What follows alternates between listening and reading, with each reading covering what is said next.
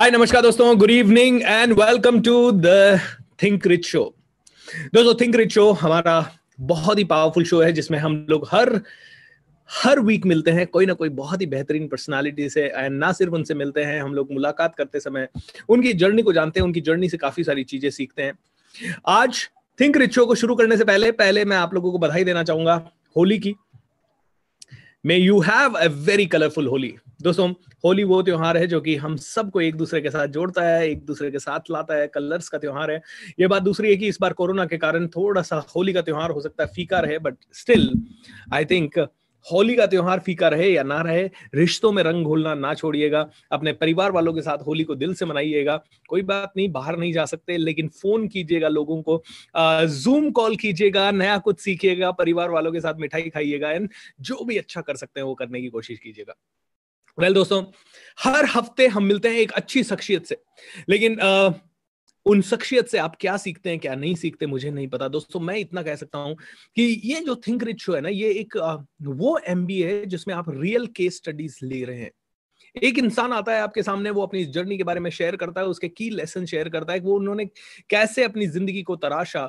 जैसे कि हमने शुरुआत किया था रुचि दाना मैम से, जहां पे कि वो एक लेडी एंटरप्रेन्योर बहुत बड़ा कारोबार कर रही है दुबई में अपने दाना परिवार का। उसी के साथ हमने बाद में आनंद कुमार सर से मुलाकात की, जहां पे हमने देखा कि कैसे सुपर 30 बना, कैसे सुपर 30 इस लेवल पे गया, क्या उनके मंत्राज हैं, क्या उनके माइंड में चलता है। ये एक एमबीए है। इनफैक्ट एक एमबीए में भी जितना मोटिवेशन और इंस्पिरेशन नहीं मिलेगा, उतना शायद थिंक रिच शो में आप में से कई लोगों को मिलेगा। सिंधु ताई सपकाल से हम लोग मिले, हम संजय कुमार सर से मिले, जो कि मिलिटेंट्स के कैंप्स में जाके उन्होंने मेडिटेशन सिखाया, उनको अपनी जान की परवाह किए बिना उनको इंसान बनाया। एक ऐसा इंसान हम उनसे मिले, और उन्होंने 3700 से ज्यादा आतंकवादियों को साधारण इंसान बनाया। क्या आपने ये थिंक रिच शो के सारे रिकॉर्डिंग्स देखे? अगर नहीं देखे तो मेरे इसी यूट्यूब चैनल पे वापस से जाइए और देखिए कैसे कल्पना सरोज सुसाइड करने वाली थी, लेकिन वहां से उन्होंने 2000 करोड़ की कंपनी खड़ी कर दी। कैसे रमेश अग्रवाल जी ने इतना बड़ा कारोबार खड़ा कर दिया अपना, अग्रवाल पैकर्स एंड मूवर्स का।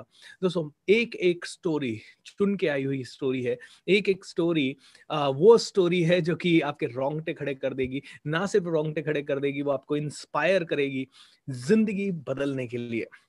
ऑलराइट दोस्तों, आगे बढ़ने से पहले मैं बहुत सारी चीजें आपसे शेयर करूंगा। हमारे आज के गेस्ट भी हमारे साथ मौजूद हैं, लेकिन उसके पहले मैं आपसे बताना चाहूंगा कि दोस्तों, होली आ गई है, फाइनेंशियल ईयर एंड हो रहा है। 31 मार्च को फाइनेंशियल ईयर एंड हो जाता है। 1 अप्रैल से नया फाइनेंशियल ईयर शुरू होता है। अगले साल मैं चाहता हूं कि आप नए फाइनेंशियल ईयर में एक बहुत बड़े रेजोल्यूशन के साथ एंटर करें कि इस साल अपने फाइनेंशियल चैलेंजेस को पूरी तरह से डील करेंगे। इस साल आप हर एक एरिया में ग्रोथ करेंगे, चाहे वो फाइनेंशियल हो, चाहे वो इमोशनल हो, चाहे वो स्पिरिचुअल हो, चाहे वो आपका क्या कहते हैं रिलेशनशिप वाइज ग्रोथ हो, या सोशल बैंक अकाउंट हो, emotional bank account, everywhere you should grow. क्योंकि मैंने तो ठान लिया है, ये साल मेरा एक ही थीम रहेगा, मैक्सिमाइज करना है मुझे।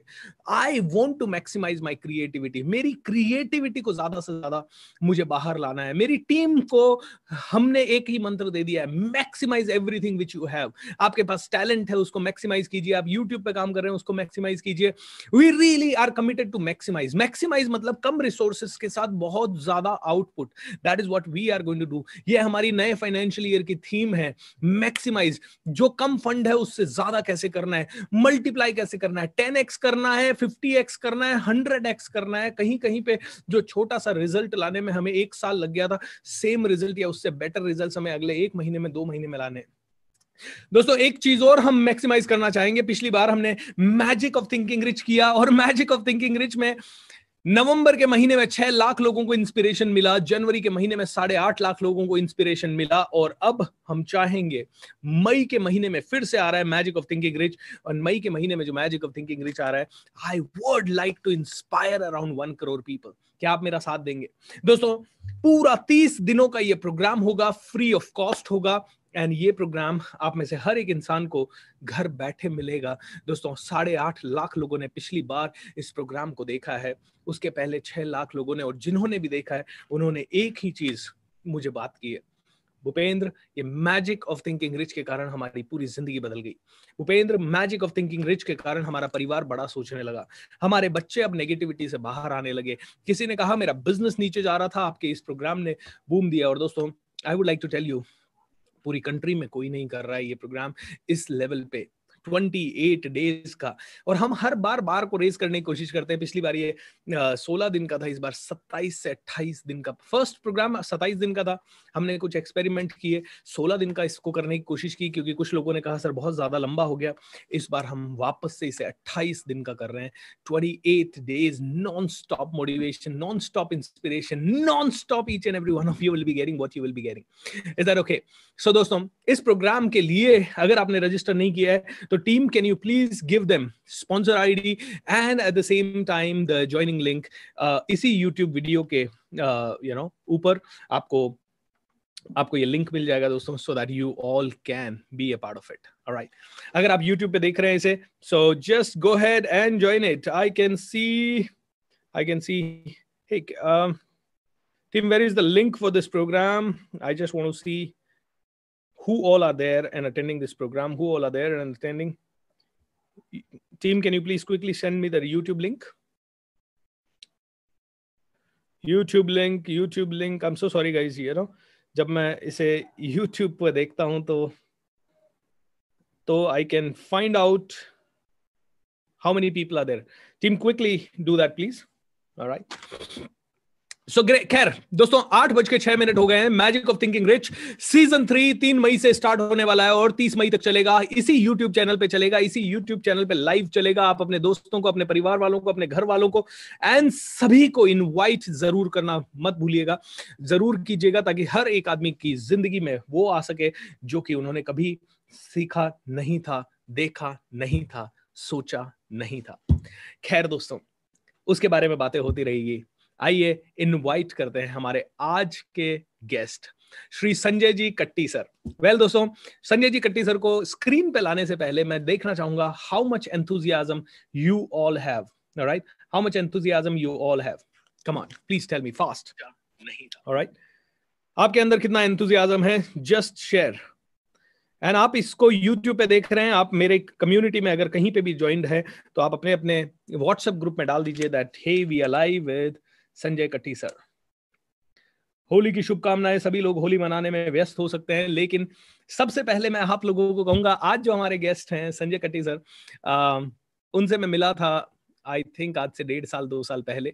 हम लोगों ने एक साइकिल रैली की थी पूना से लेके दिल्ली तक। और ये साइकिल रैली मैंने ऐसे ही एक दिन मैं बैठा था, मैंने कहा कुछ नया करते हैं, कुछ अद्भुत करते हैं, कुछ अपने आप को चैलेंज करने के लिए करते हैं। मैं तो एक साइकिलिस्ट था नहीं, तो मैंने साइकिल रैली अनाउंस कर दी। और जब मैंने साइकिल रैली अनाउंस की तो बहुत सारे लोग आने लगे, जुड़ने लगे। सब लोगों ने कहा हम भी चलेंगे, लेकिन हमारे पास लिमिटेड लोगों का कैपेसिटी था। एंड यू नो व्हाट, हमारे पास एक 9 सीनियर्स 9 लोगों का रिक्वेस्ट आया कि हमें चलना है। एंड जब मैं उन लोगों से मिला तो आई वाज सरप्राइज्ड, क्योंकि सभी लोग 60 के ऊपर थे। उनके ग्रुप का नाम था यंग सीनियर्स। यंग सीनियर्स 60 के ऊपर, जिसमें संजय कट्टी सर 62 एंड सबसे ज्यादा एज में जो थे बापू सर, वो 72 इयर्स के थे। 62, 72, 77, 67, I mean amazing enthusiasm. 9 cyclist were with me, जो कि पूना से शुरू हुए, दिल्ली तक हम लोग गए। एंड बहुत ज्यादा ऊर्जा इन लोगों के साथ मुझे मिली। ऑलराइट, बातों बातों में संजय सर से और बातें हुई तो पता चला he was a great mountaineer. पता चला he was a very senior manager eight Mercedes Benz. उसके पहले he was a very senior manager eight Tata. Okay, जिंदगी के बहुत सारे एक्सपीरियंसेस।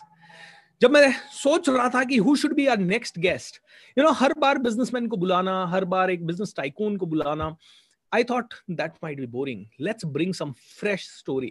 जैसे कि अर्पणा एंड मानसी का स्टोरी आप लोगों ने सुना, कैसे 2 लड़कियां अपने अपने आप में एक भरोसा करती हैं और they really want to change lot of girls' lives. वैसे ही संजय सर की स्टोरी बहुत जबरदस्त है। एंड आज दोस्तों उनका जन्मदिन भी है, तो मेरे साथ मिलिएगा उन्हें विश करने में। And Sanjay sir, I wish you a very very happy birthday to you. I would like to invite you and turn on your video so that we all can see you, sir. Hello, Sanjay sir, कैसे हैं आप? Hello. Great. Feeling really great. Awesome. Being with you all. आप लोगों के बात सुन के मैं और ऊर्जित हो गया हूँ. और तो thank you, nice meeting with you after I think 1.5 साल के बाद हम लोग मिल रहे हैं. करेक्ट. 24 मार्च को साइकिल रैली के आखिरी दिन हम मिले थे, उसके बाद आज हम मुलाकात कर रहे हैं सर. एंड बहुत खुश हूँ आपसे एक बार फिर से मिलके. And I was just thinking कि आपका स्टोरी उस समय भी मेरे को बहुत प्रभावित किया था, और उस समय भी मैंने आपका एक छोटा सा इंटरव्यू लिया था. बट मुझे लगा कि उस समय इतना कोई ऑर्गेनाइज्ड प्लेटफॉर्म नहीं था जहां जिसके थ्रू ये स्टोरी पहुंच सके. सो आज हमारे पास ये ऑर्गेनाइज्ड प्लेटफॉर्म है. सबसे पहले sir, wish you a very very happy birthday. आज कितने साल के हो गए आप? 63. Young senior Sanjay Katti sir has become 63 young today. And thank you so much sir. दोस्तों, हैप्पी बर्थडे विश कर दीजिए संजय सर. आपको अभी काफी लोग हमारे साथ लाइव है यूट्यूब पे, एंड सभी लोग आपको विश कर रहे हैं happy birthday Sanjay sir. How thank you. Vaishnavi की तरफ से, विनोद सैनी की तरफ से, आलोक मित्तल की तरफ से, राहुल ग्रोवर की तरफ से, सत्यम जाधव राव की तरफ से, Mohsin Belim, Arup Vishwas and many other sir. Very nice. So Sanjay sir, thank you so much once again. Sir, मैं चाहूंगा कि आपकी जो जबरदस्त कहानी है वो आप ही के द्वारा, क्योंकि हम लोगों ने तो जब भी आपकी कहानी सुनी, हर बार मुझे तो समझ ही नहीं आया कि कैसे एक इंसान अपने सपनों के लिए अपना सब कुछ दांव पे लगाने को तैयार हो जाता है. दोस्तों, आप सुनिएगा, ध्यान से सुनिएगा, और कहानी के बीच बीच में जो सीख आपको मिले वो लिखिएगा. क्योंकि मैं जब पहली बार मिला संजय सर से, पहले तो एक तो 62 की एज में जो पूरी तरह से साइकिलिंग करना 1500-1700 किलोमीटर, और आज भी करते हैं ये लोग, इनका पूरा ग्रुप करता है. ना सिर्फ साइकिलिंग, जिंदगी को जीने का रियल मीनिंग मैंने सर लोगों से सीखा. So Sanjay sir, how are you doing? And आपकी कहानी, आपकी जुबानी थोड़ा सा हम सुनेंगे, और बीच बीच में मैं कुछ ना कुछ प्रश्न लेता रहूंगा सर. जरूर. मुझे आपने मौका दिया, ये बहुत ही मेरे लिए एक अद्भुत लग रहा है. और ये कार्यक्रम जो मैंने इसके पहले भी आपके कार्यक्रम देखे हैं. It is really very absolutely motivating और इंस्पिरेशनल है. और मैं मेरा जो एडवेंचर का जो ये है, तो उसके बारे में मैं थोड़ा सा बताऊंगा. See, there are normally 3 phases of life. One is your hobby, the other one is your education, and the third one is your service or the employment.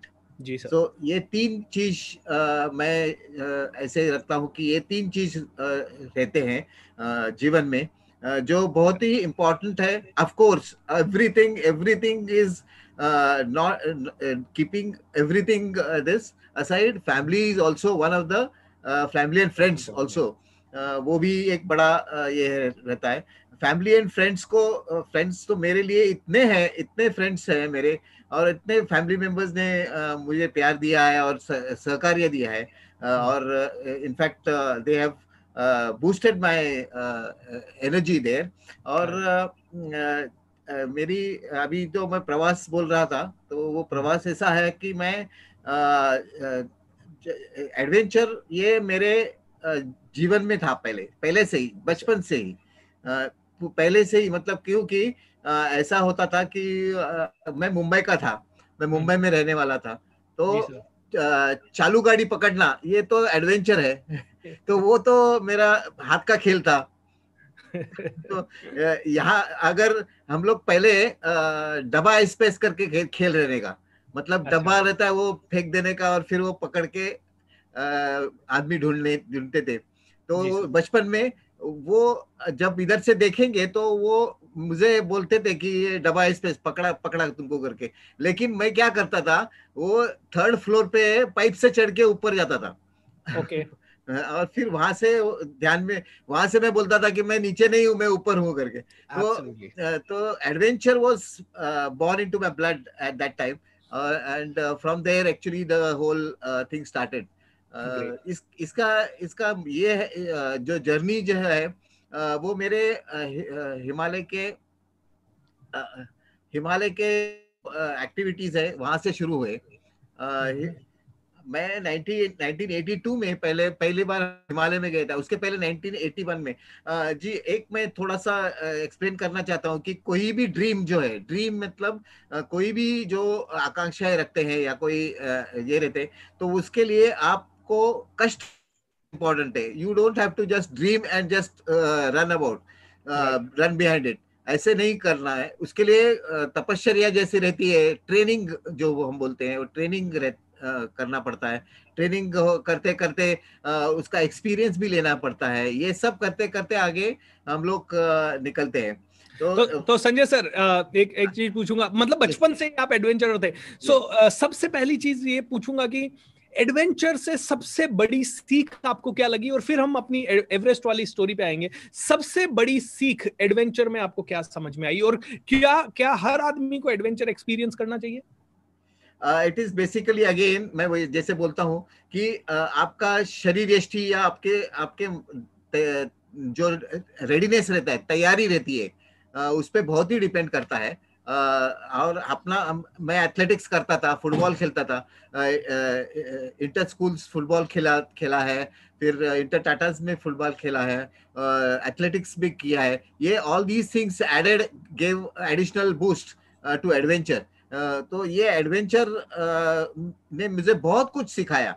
बहुत कुछ मेरे रास्ते में बहुत कुछ कठिनाइयां जो आए थे, वो सब दूर करते करते मैं ये मेरे मुकाम पर पहुंचने का कोशिश किया था। तो ये बेसिकली माय इंटरेस्ट इज, मेरा ये था कि जो कोई डिफिकल्टी आएंगे या जो कोई तकलीफें आएंगी, उसको बाजू में करना है। there can be also family, friends, bosses, company के ये all these people can be a hindrance, but उनको समझा के, उनको पटा के वो जो क्लियर करना है, वो सीख बहुत बढ़िया मिलती है। एक्सीलेंट। सो सर, एक बात बताइए, एडवेंचर जो आपने किया है, दोस्तों थोड़ी देर में आपको जानने को मिलेगा कि ये इंसान क्या है। ये जितने सिंपल दिखते हैं उतने नहीं, इन्होंने पहाड़ों को भी झुकाने के लिए काफी कुछ किया है, मतलब उनको फेस किया है। संजय सर, एक चीज मैं पूछूंगा आप में से, आप कई बार पहाड़ों में गए हैं, आपने साइकिलिंग की है, आपने अच्छी कंपनीज में काम भी किया है, तो आप कंपनीज के कंफर्ट को छोड़ के, आपने कंपनीज के कंफर्ट को छोड़ा और आप इन पहाड़ों पे क्या करने गए थे सर? ये इस तरह के खतरनाक पहाड़ जहां दूर दूर तक बर्फ दिखाई देती है। फैमिली थी, आपके बच्चे हैं, आपकी बिटिया थी, बहुत छोटी थी, उसको छोड़ के आप और आपकी वाइफ दोनों पहाड़ों में चले गए। ये वाला पूरा एक एडवेंचर का जो आपका स्टोरी था, एवरेस्ट के लिए पागलपन का जो स्टोरी था, एवरेस्ट पे क्या हुआ, थोड़ा सा वो शेयर कीजिए sir. That will be a very very inspiring one for all of us. एक तो बात ऐसा है कि अगर तुम पागल नहीं हो तो आप ड्रीम नहीं कर सकते। तो आपको उसके लिए पागल होना चाहिए, पागल होना पड़ता है। तो उन्हीं then you can achieve something. मतलब नॉट पागलपन, मतलब इट्स डिफरेंट, बट ये what I am saying is a positive पागलपन। वो जो प्रवास मैंने शुरू किया, मैंने 82 में एक्सपीडिशंस किए, 83 में एक्सपीडिशंस किए, 83 में मैंने एक ट्रैक भी किया जो नासिक से Goa. It is around 1200 kilometres, 40 days we were walking through the mountains. तो ये किए। फिर बाद में हम लोगों ने सैफी एक्सपीडिशन, रुदुगैरा, गंगोत्री 3, ये ऐसे एक्सपीडिशंस भी किए। उसके अलावा मोस्ट इम्पॉर्टेंट इज कि आपने उसके लिए बहुत तैयारी करनी है। तो उसके लिए बेसिक माउंटेनियरिंग कोर्स, उसके पहले एक एडवेंचर माउंटेनियरिंग कोर्स रहता है, वो एनआईएम में किया। उसके बाद बेसिक एडवेंचर कोर्स रहता है, वो भी मैंने किया। उसके बाद माउंटेनियरिंग कोर्स रहता है, वो भी मैं एनआईएम मतलब Nehru institute of mountaineering Uttarkashi. ये कौन से सन में किया सर आपने?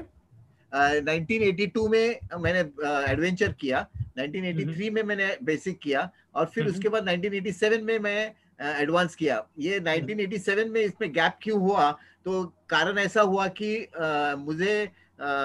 मैं एक्सपीडिशन में गया था। कामेट अभिगामिन नाम का दो ट्विन पीक है। तो twin peak, Kamet is around 25,000 plus and Abi Gamin is 24,000 plus. तो वो it was a very treacherous expedition. It was a basically a pre-Everest expedition. These are known as pre-Everest expedition. मतलब एक सिलेक्शन कैंप होता है and then वहां से select करना होता है मेंबर्स को.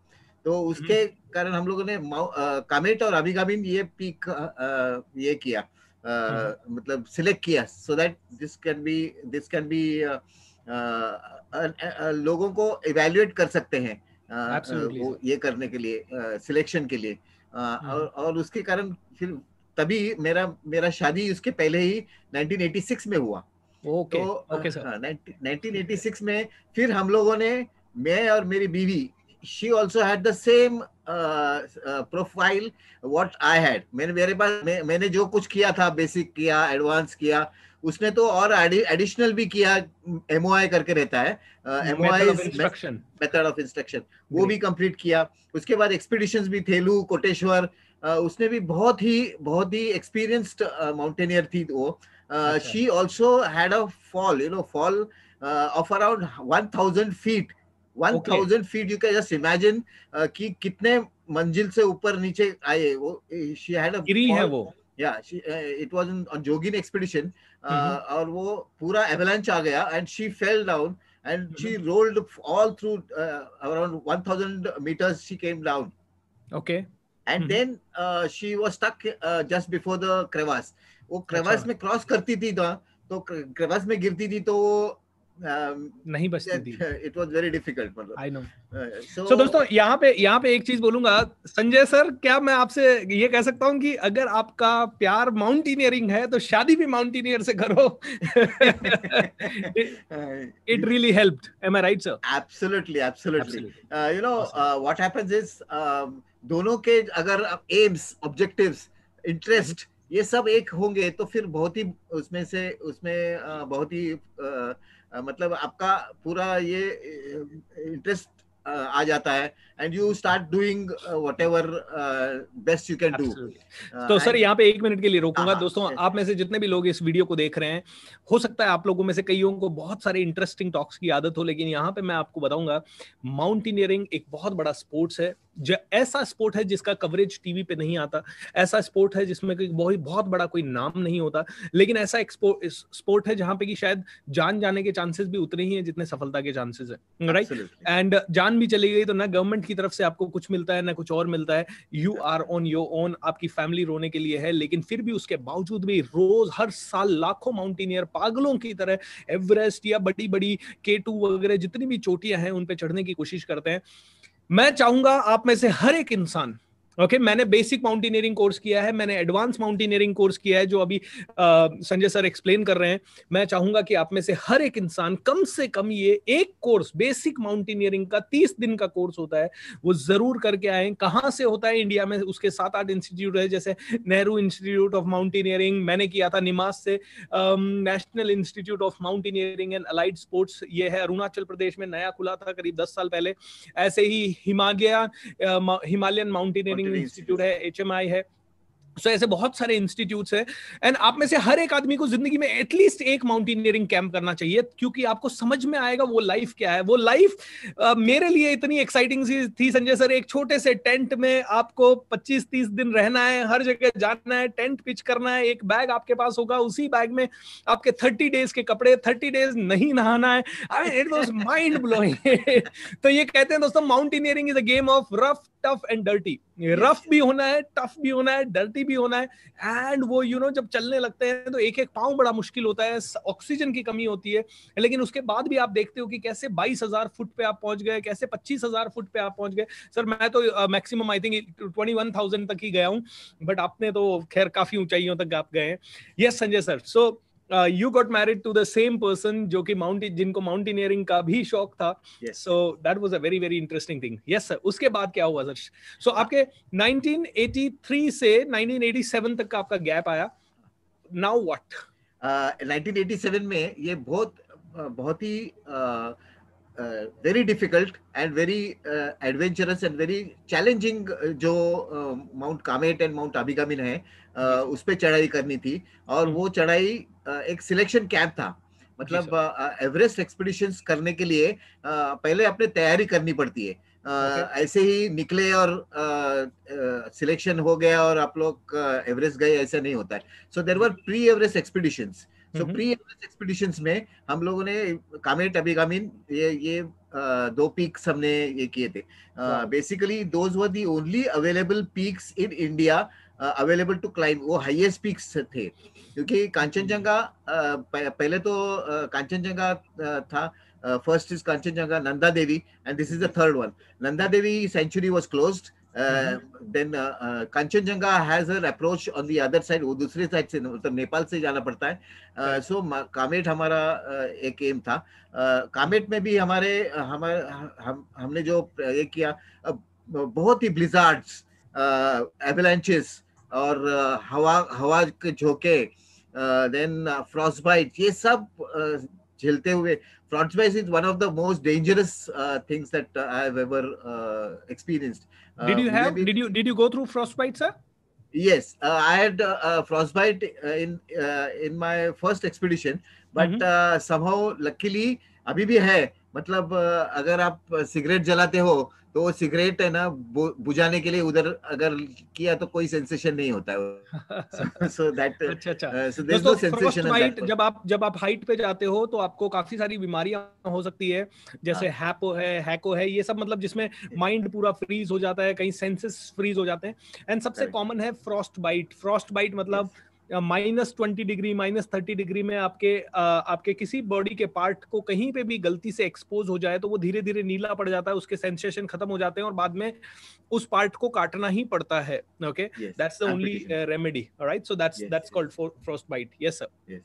और उसके अलावा हेल्यूसिनेशन जैसे होते हैं, वॉमिटिंग, ब्रेथलेसनेस, ये सब बाकी बीमारियां, हेडेक होता है.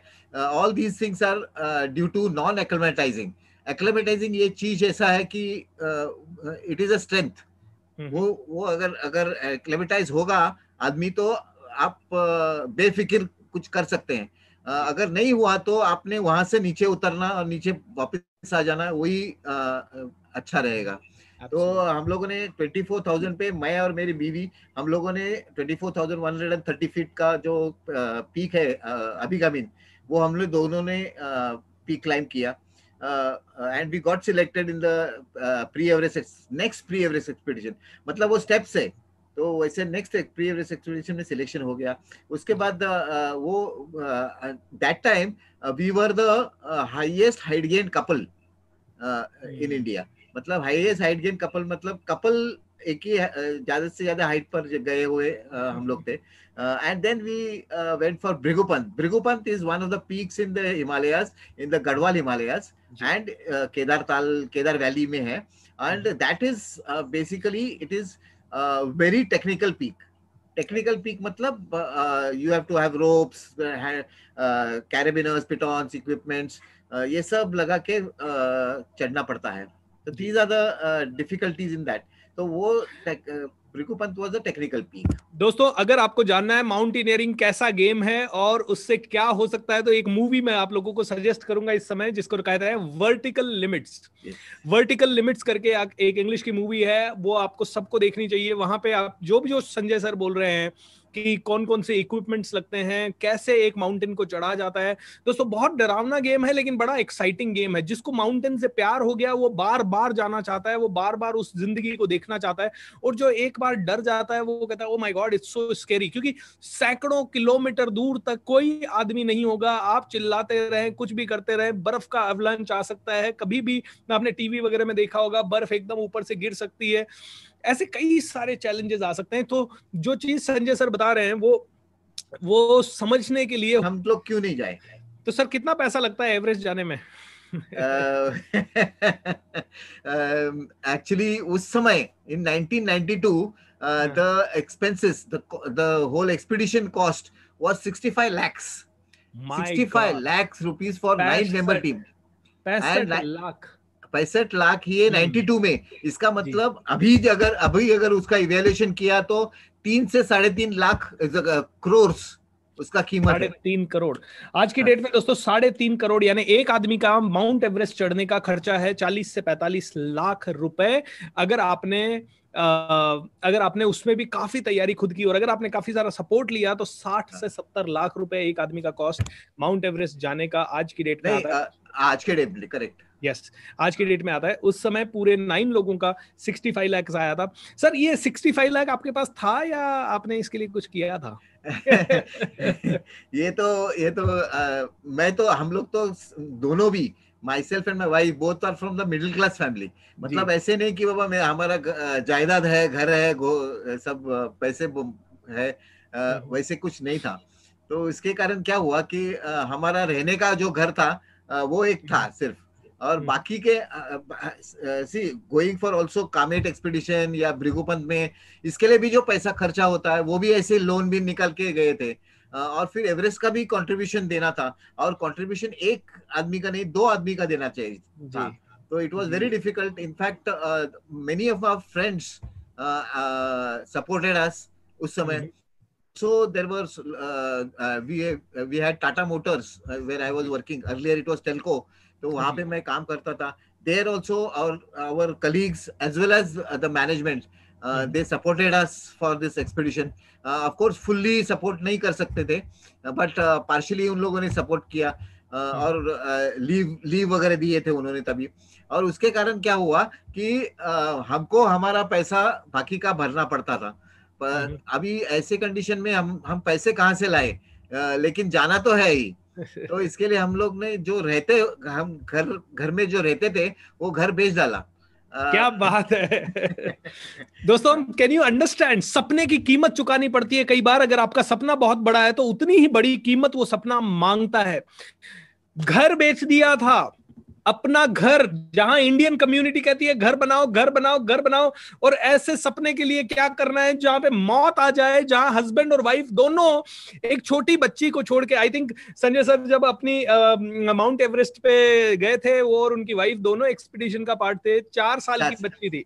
ऑलराइट, एंड जब वापस आए तो बच्ची पहचानना भूल गई कि ये मेरे मम्मी पापा है, क्योंकि एवरेस्ट पे जब आप जाते हैं तो वेट लूज हो जाता है, आपका चेहरा काला पड़ जाता है, आपके चमड़ी पूरी निकल जाती है। लेकिन लुक एट दिस, घर बेच दिया दोस्तों। This is not small. Sir ने अभी बहुत इजीली कह दिया, लेकिन इसको करने के लिए, ये डिसीजन लेने में सर कितना समय लगा आपको? हमारे लिए बहुत ही डिफिकल्ट था, लेकिन it made it, I was very clear कि घर तो हम आगे बनाएंगे, घर को लेकिन ये जो अपॉर्चुनिटी है ये मिस करना, ये बहुत वी विल बी पछताएंगे हम लोग आगे, जिंदगी भर पछताएंगे, जिंदगी भर पछताएंगे। ये कंडीशन था। और तब हम लोग, हमारे फैमिली मेंबर्स, ये वो सब लोगों ने गाली दिया कि क्या पागल है तू, घूमने के लिए जा रहा है, अपना जान धोखे पे डालने के लिए घर बेच के पैसा तू अपना मौत के लिए जा रहा है उधर हिमालय में। संजय सर, मैं आपको बताऊं, आज तो शायद एवरेस्ट चढ़ना काफी इजी हो गया उसके कंपैरिजन में जो आप लोग चढ़े थे, क्योंकि आज इक्विपमेंट काफी एडवांस हो गए, टीम्स काफी एडवांस हो गए, काफी लोग ऑलरेडी कर चुके हैं, काफी सिविलियंस भी जा चुके हैं, सक्सेसफुल भी हो चुके हैं। लेकिन यू नो व्हाट सर, मैं माउंटेनियरिंग का फर्स्ट और सेकंड कैंप करके आने के बाद मैं घर में बात करने लगा, मैं एवरेस्ट जाऊंगा, मैं एवरेस्ट जाऊंगा, और जितनी बार ये शब्द मुंह से निकाला उतनी बार इतनी गालियां पड़ी, तू मरने के लिए क्यों जाना चाहता है, why do you really want to go there? क्योंकि आज भी 10 लोग जाते हैं तो 8 या 9 ही वापस आते हैं। इनफैक्ट संजय सर, एक चीज पूछना चाहूंगा, क्या आपको छुट्टी, मतलब एवरेस्ट जाने में, उसके पहले की प्री एक्सपीडिशन में, कई चीजें मिला के आपको 3-4 महीने की छुट्टी की जरूरत पड़ी होगी, तो क्या कंपनी ने आपको छुट्टी दे दी आसानी से? नहीं, ये तो कोई कंपनी आसानी से नहीं दे सकती। लेकिन कैसा है कि वो उस कंपनी का कल्चर जो है, that is also very important. मैं टाटा मोटर्स या Telco, earlier it was known as Telco, तो टेल्को में था। तो मैं मेरे बॉस के पास गया और मैंने बोला कि मुझे 6 महीना लीव चाहिए मेरे एवरेस्ट एक्सपीडिशन के लिए। बॉस ने कहा होगा, अरे 6 महीना लीव। तो वो बोला कि उससे अच्छा तू नौकरी छोड़ दे करके। हाँ, okay. तो मैं बोला कि नहीं, मुझे चाहिए करके।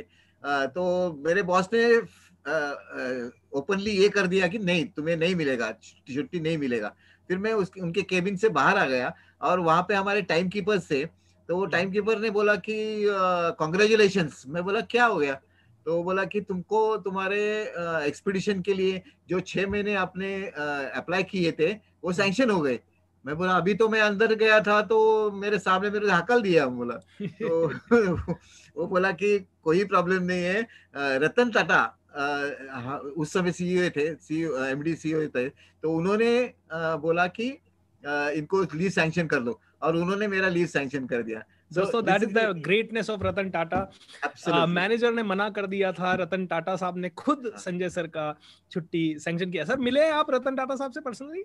हाँ, पर्सनली एक बार मिला था सिर्फ, लेकिन ज्यादा देर नहीं। Only was a discussion regarding mountaineering, और फिर बाद में because that time Bachendri Pal भी शी वाज इन टिस्को, तो उनका भी वो रैपो उधर बहुत अच्छा था।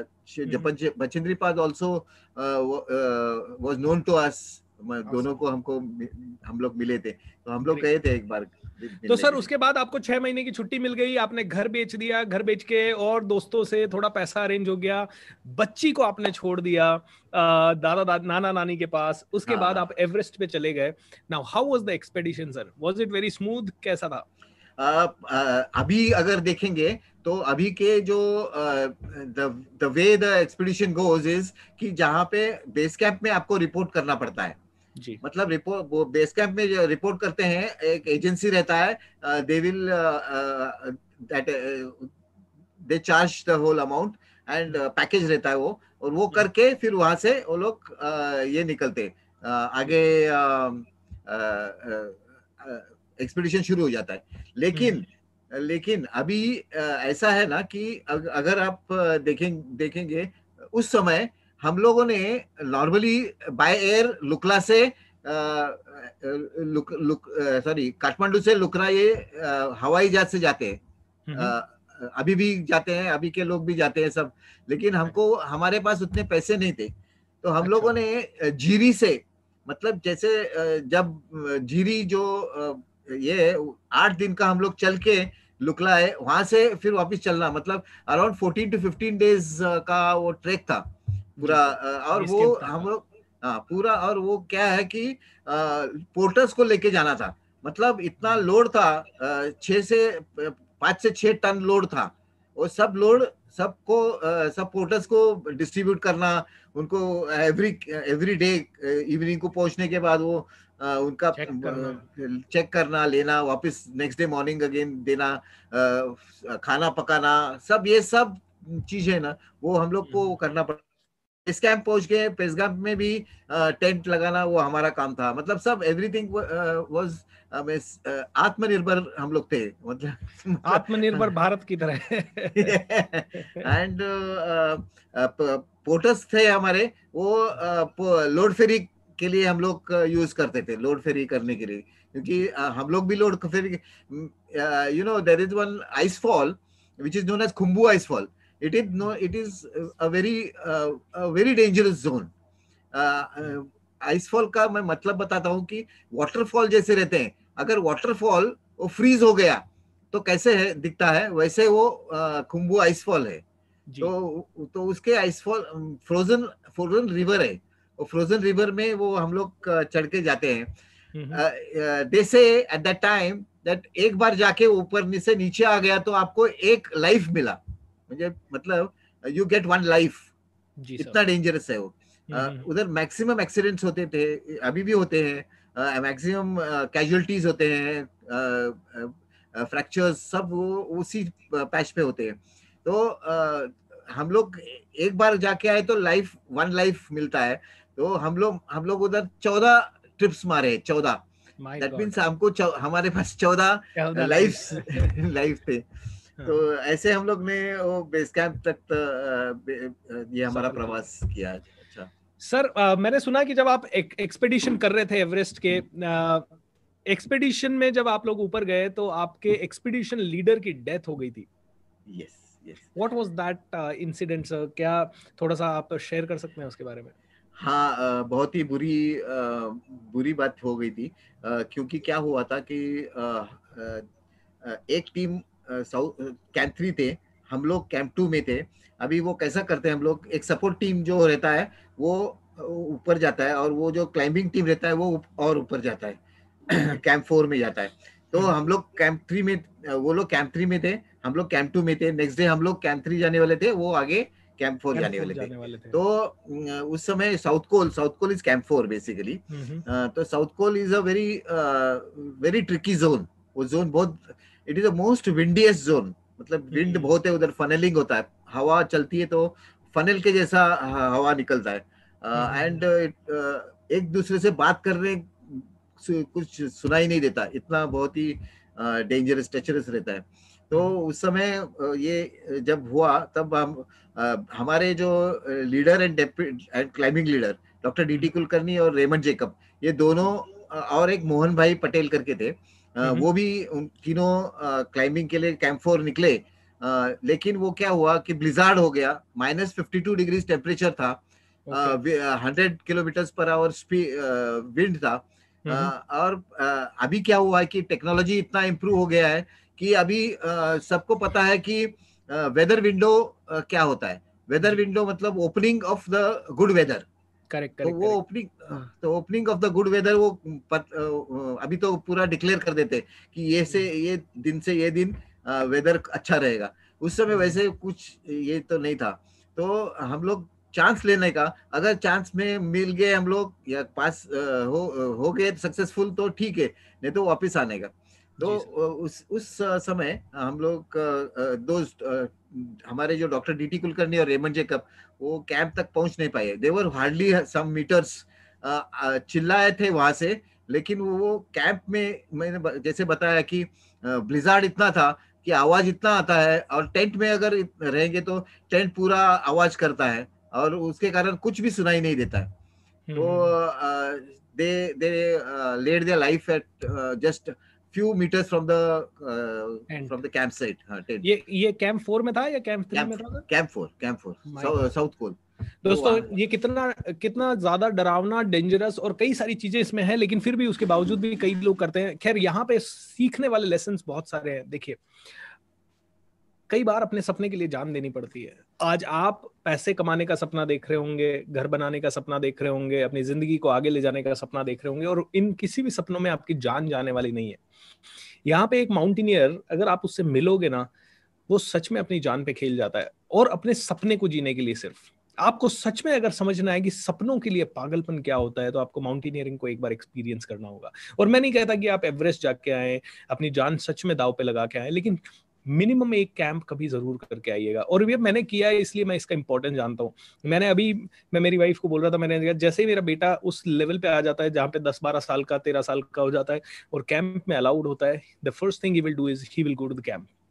बिकॉज इंडिपेंडेंट होना क्या होता है, ये माइंड इतना स्ट्रांग हो जाता है इन सब चीजों को करने के बाद, क्योंकि आप देखते हो डेड बॉडीज देखते हो। Am I right Sanjay sir? Yes, absolutely. South Col में अगर क्रैम्पॉन्स रहते हैं, हमारे शूज में क्रैम्पॉन्स डाले हुए थे, अगर वो कहीं अटक गया तो उसका मतलब वो वहां पे डेड बॉडी है करके। Oh my God. इतना डेड बॉडी था। अभी बीच में थोड़ा क्लियर भी किया है, लेकिन उस समय बहुत डेड बॉडीज थे वहां पे। मतलब दोस्तों, अगर आपने अरुणिमा सिन्हा की स्टोरी सुनी होगी, उनका भी एक 30 मिनट का वीडियो है। वो 30 मिनट का वीडियो अगर आप देखोगे तो वो बहुत ज्यादा उसके बारे में बात करती हैं कि जब मैं जा रही थी तो डेड बॉडीज दिखती है, उनको देख के कई बार ऐसा डर जाता है आदमी, लेकिन उस डर को भी सरपास करते हैं। 100 माइल प्रति घंटा की रफ्तार से या 100 किलोमीटर प्रति घंटा की रफ्तार से हवा होती है, खड़ा नहीं रह सकते आप, इतना ठंडा होता है, इतना माइनस में टेम्परेचर होता है, आपकी बॉडी में ऑक्सीजन नहीं होता है। सर, क्या आप लोगों ने ऑक्सीजन लगाना पड़ा था या विदाउट ऑक्सीजन यू गाइस? नहीं, हम लोग ने विदाउट ऑक्सीजन तो नहीं किया था। We had planned. अभी फिर क्या हुआ कि ये डेथ हो गया, तो उसके बाद हम लोग सब लोग नीचे आ गए। राइट, नीचे हम लोग बेस कैंप में आ गए, and then we discussed amongst each other कि अभी क्या करेंगे। दो डेथ हुए थे, दो important people, most important climbers हमारे टीम के, वो गुजर गए थे। तो कैसा करना है अभी, इसके बारे में हम लोग बहुत डिस्कशन हुआ हमारा। And then finally we decided that it was the wish of doctor DT Kulkarni कि हम लोग वहाँ एवरेस्ट क्लाइंब करना ही है। तो फिर हम लोगों ने वापस क्लाइंब करने के लिए शुरू कर दिया। फिर कैन यू इमेजिन दोस्तों, 9 लोगों की टीम में से 2 की डेथ हो गई। 2 की डेथ होने के बाद सभी के हौसले थोड़ी देर के लिए टूटे, नीचे आए, डिस्कशन किया और वापस ऊपर गए। एंड उसके बाद क्या हुआ सर? उसके बाद हमारी टीम आगे निकलती गई, कैंप 2, कैंप 3, कैंप 4, और फिर लास्ट समिट जब भी करना था, तो समिट के लिए हम लोग टीम हमारी निकली पूरे, और फिर वहां से पहुंचते पहुंचते ही, मतलब वहां पे पहुंचने के पहले ही हमारे 2 मेंबर्स के ऑक्सीजन रिड्यूस हो गए, ऑक्सीजन खत्म हो गए। जी। तो तब ऐसा डिस्कशन हुआ कि should we again go, still go. तो तब लोगों ने बोला कि नहीं, फिर हमें हमें कोई लोग माफ नहीं करेंगे, क्योंकि ऑलरेडी 2 डेथ होते हुए भी अगर आपको मालूम है कि ऑक्सीजन खत्म हुआ है, तो ये करना बहुत ही डेंजरस है। तो इसके लिए फिर वहां से हम लोग, we were just 100 metres from Everest. 100 metres is Hillary step. तो वहां तक पहुंच गए, लेकिन वहां पे ये हो गया, वेदर खराब हो गया और ऑक्सीजन खत्म हो गया, तो we had to come back. Wow, तो that great was Sanjay sir, ये जो स्टोरी है मुझे तो हजारों बार इंस्पायरिंग लगती है। जितनी बार आपसे ये सुनता हूँ उतनी बार मैं उसकी कल्पना कर पाता हूँ, क्योंकि मैंने इसके ऊपर बहुत सारी मूवीज भी देखी है, काफी सारे लोगों से सुना हूँ। दोस्तों, how are you finding it? How you finding it? Tell me that. Okay, क्योंकि आप में से हर एक इंसान जो इसे देख रहा है, इस समय 500 से ज्यादा लोग हमारे साथ कनेक्टेड है, और जितने भी लोग इसे देख रहे हैं, please share how you feeling about this. I know आज होली है, उसके कारण थोड़े से कम लोग हैं, but it was very adventurous. Sanjay sir, क्या आपने उसके बाद, एक्सपेडिशन के बाद, अपना एडवेंचर का ये कार्यक्रम जारी रखा?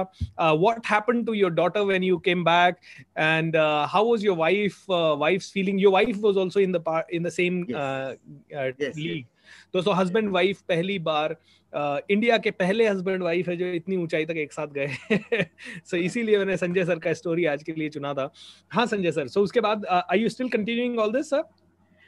बेसिकली हम लोग वापस आ गए। तब मेरी बेटी, तब मैं जैसे बताया 4 साल की थी, तो हमें पहचाना भी नहीं। तो एज मतलब इट वाज वेरी ये कि डिसहार्टनिंग कि हम लोग उसको घर लेके गए, तो रात भर वो रोई, हो बोली कि नहीं, मुझे नानी के पास भेज दो वापस। तो रात को हम लोग 12 बजे वापस उसको घर पे भेज दिया। फिर देन थोड़ा सा हम लोग वहीं रहे, और उसको फिर पहचान अच्छा हो गया, और फिर then we took her back. उसके बाद हम लोग एवरेस्ट के बाद देन आई लिटिल बिट, हमारा मुड़ गए हम लोग थोड़ा सा करियर के लिए, करियर के तरफ। क्योंकि क्या हुआ कि हमारा बहुत ही पैसा ये हुआ था। अब थोड़ा सा फोकस हमारा थोड़ा करियर के ऊपर जाना था। तो उसके लिए फिर हम लोगों ने, my wife, she opened up a beauty parlor. She had already done many courses in beautician, as a beautician. तो वैसे उन्होंने ब्यूटी पार्लर खोला, और फिर मैंने भी थोड़ा सा एडवेंचर को थोड़ा सा साइड ट्रैक करके हमारे मतलब कंपनी में काम करने के लिए, और उसके तरफ थोड़ा सा झुका गया। एज आई सेड अर्लियर, शुरुआती में, कि hobby as well as your education and also your employment, of course family is there, but ये सब तीनों कैसे ये करना है। तो उसके कारण मैंने थोड़ा सा, फिर हम लोगों ने करियर को थोड़ा सा डेवलप किया, करियर को आगे बढ़ाया। फिर then I move to Mercedes Benz. Mercedes Benz is car manufacturing company, तो जर्मन कंपनी। तो वहां पे मूव हुआ। और फिर उसके मुताबिक फिर मैंने, लेकिन अभी भी मैं every yearly once I go to the Himalayas. It is basically a craze बोला तो एक प्रकार का पागलपन है वो, कि जहाँ पे ये हम लोग एवरी ईयर, मेरा अभी 35th टाइम है जब मैं हिमालय में जा रहा हूँ अभी। राजेश, लेट द फोटोग्राफ्स भी देयर। दोस्तों देखिए, ये वो सारे फोटोग्राफ्स थे जो हम सब ने, संजय सर की पूरे यंग सीनियर्स की टीम ने, हम लोगों ने ये पूना से लेके दिल्ली तक एक्सपेडिशन किया था। Can you spot Sanjay sir over there in the red T shirt? ये अजमेर का फोटोग्राफ है। अजमेर में हम जब आए थे, तो अजमेर में हमारा स्वागत हुआ था यहाँ पे। ठीक है, and this was very nice. 1500 kilometre, सारे young seniors was the inspiration. मैं तो सबसे कम आई वुड से एक्सपीरियंस वाला साइकिलिस्ट था यहाँ पे। मुझे कभी साइकिल चलाने का इतना एक्सपीरियंस भी नहीं था, ना मैंने कभी चलाया था, but then still you know I was the, क्या कहते हैं, मैंने इसको एक्सपीडिशन को लॉन्च किया था इसीलिए I was a leader over there without any experience of the expedition. Sir मैं यहाँ पे थोड़ा सा इंटरप्ट करना चाहता हूँ।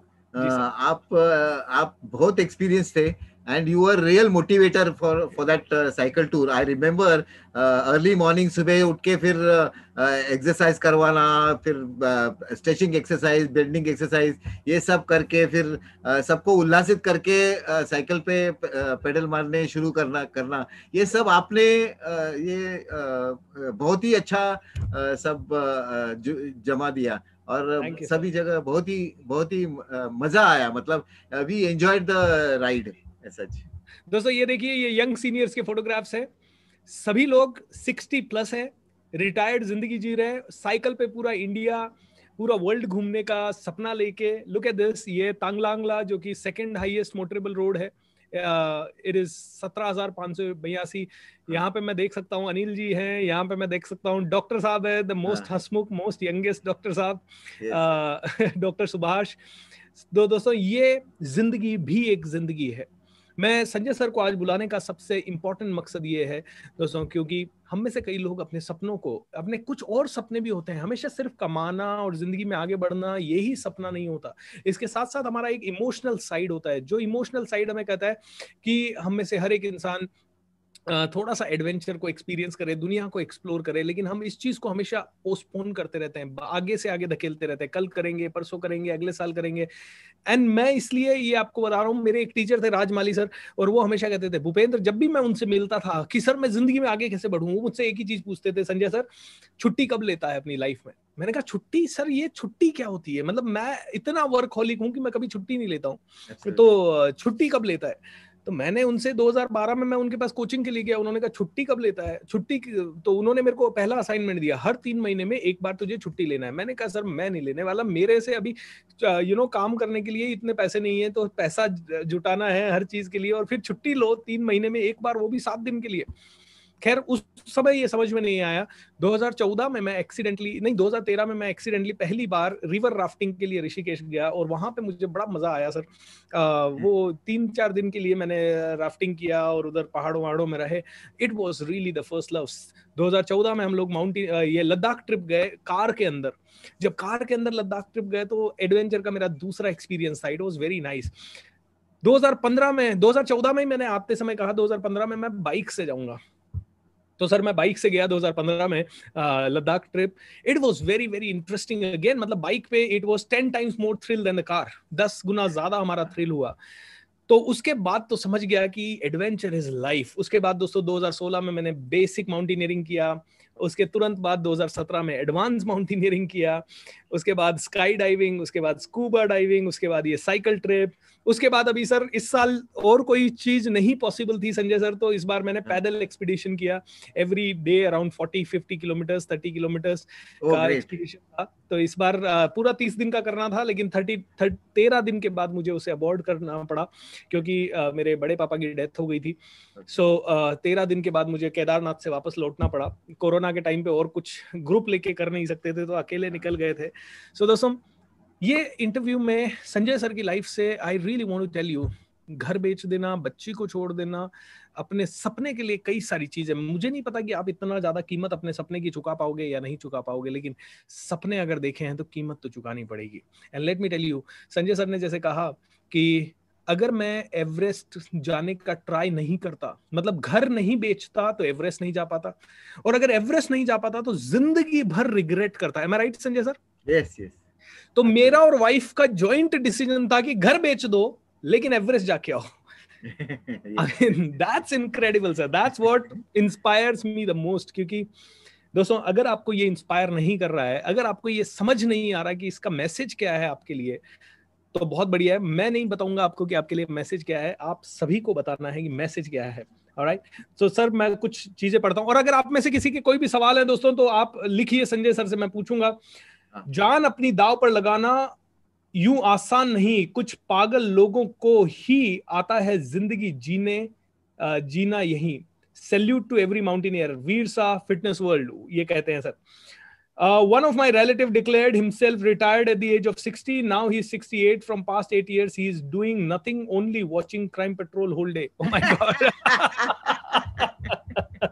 Awesome. आज दोस्तों संजय सर का बर्थडे भी है. ऑलमोस्ट 1 घंटा हमने इस इंटरव्यू को लिया है. संजय सर, इस पूरी प्रक्रिया में आपकी टॉप लर्निंग्स क्या रही और आज आप अपनी आने वाली जिंदगी को कैसे देखते हैं? पहली तो बात ऐसे कि अगर रिटायरमेंट के बाद अगर कुछ आपको करना है तो उसके लिए मतलब वो आगे स्मूथली जाने के लिए उसके लिए आपने पहले से ही तैयारी अपनी शुरू होनी चाहिए और वो तैयारी करते करते फिर वही आगे कंटिन्यू होना चाहिए. बेसिकली आपका fitness is all your life. Basically fitness नहीं रहेगा तो फिर तुम्हें कुछ कोई ये नहीं है. तो fitness is very important after post retirement. It is very important. तो वो एक बेसिक ये है, वो that is the greatest learning that I have already following it. So अभी कितना किलोमीटर साइकिल हो जाती है सर रोज? रोज तो 40-50 किलोमीटर तो होते ही है, लेकिन अभी क्या हुआ है कि लॉकडाउन के कारण हमने बाहर के स्टेट में नहीं जा सकते हैं हम लोग साइकिलिंग के लिए. तो महाराष्ट्र में मतलब पुणे के आसपास ही हम लोग साइकिलिंग करते हैं.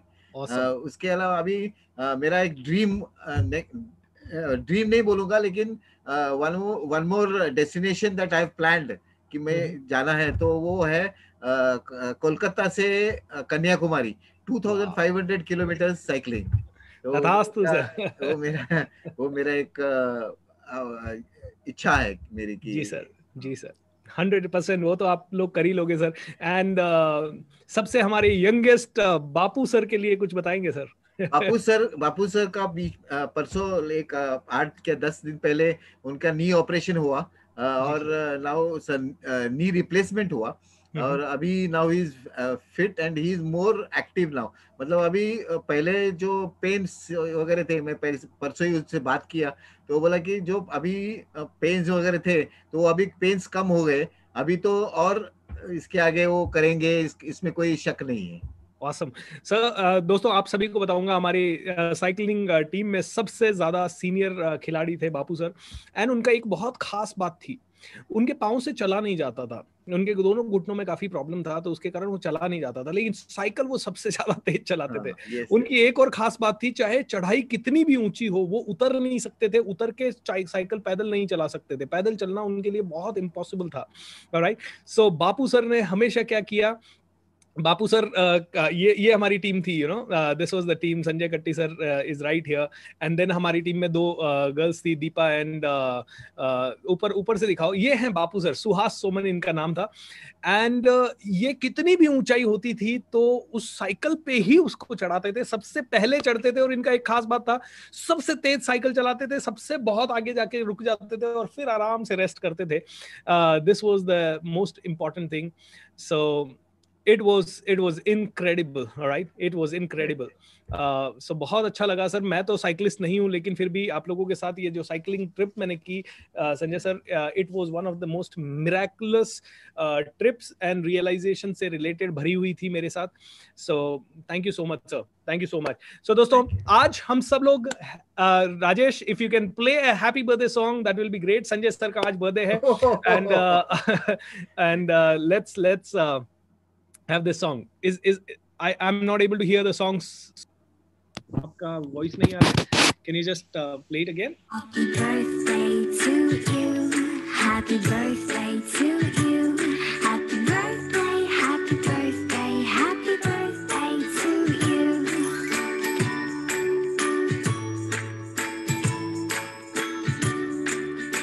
Wow.